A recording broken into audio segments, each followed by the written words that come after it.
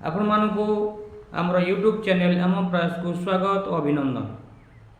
आज आम से परम प्रेममय परम दयाल युग पुरुषोत्तम श्री श्री ठाकुर से दिव्य भाववाणी की आज आपण मान निकट में उपस्थापना करने को जाऊँ। से परम प्रेममय युग पुरुषोत्तम श्री श्री ठाकुर लीला सहचर भाव जे आज आउ जड़े भक्तर आलोचना करने को जाऊँ।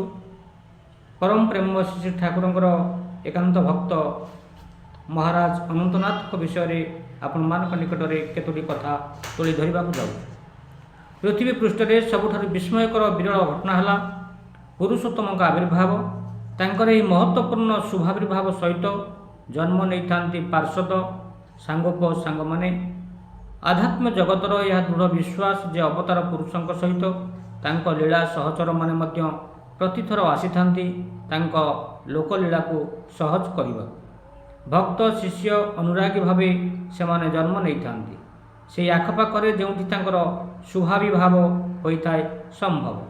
कलिजुगर अंतिम पर्यायर आगमन हुए पुरुषोत्तम श्री श्री ठाकुर अनुकूल चंद्र पूर्वबंगर पावन जिला अंतर्गत ग्राम हिमायतपुर ग्राम लोकलीला को आहरी सरस सुंदर करने से पाखापाखि अंचल में जन्म नियंती कतिपय ईश्वरानुरागी भक्त मनीष श्री श्री ठाकुर को केन्द्र करी से माने गढ़ी तोड़ती भक्त मधुचक्र से एकमात्र उद्देश्य थिला श्री श्री ठाकुर महिमा और मतादर्शर परिप्रचार। आदि जुगर जो माने श्री श्री ठाकुर को मथारे बही सत्संगर भित्तिप्रस्तर स्थापन करते से परम सौभाग्यवान मानक मध्य प्रमुख थिले दुई जन अनंतनाथ राय और किशोरी मोहन दास।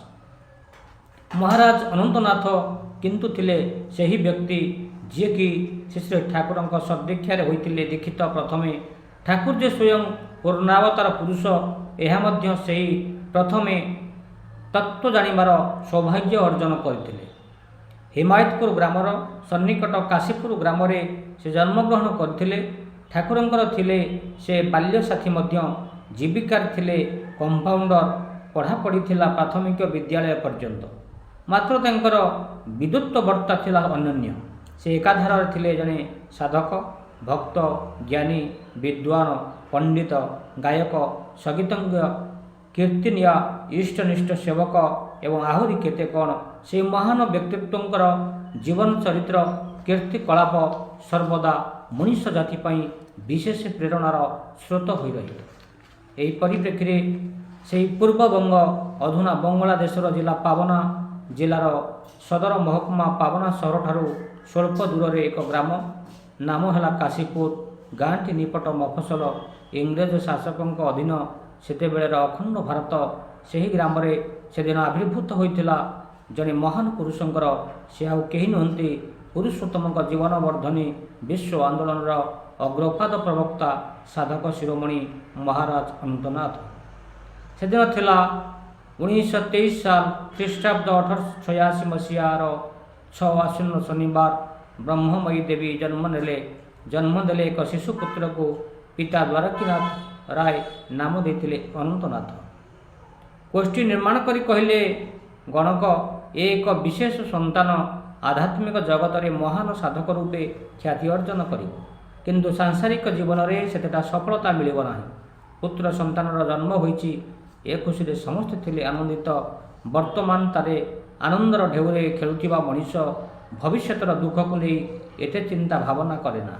आध्यात्मिक जीवन में श्रेष्ठ कृतकार्यतार सुखद अनुभूति हेउ बा सांसारिक जीवनर अकृतकार्यता को नहीं दुखद अनुभव हेउ जहाँ एवं सुदूर कराहत से नहीं एते चिंता कहीं।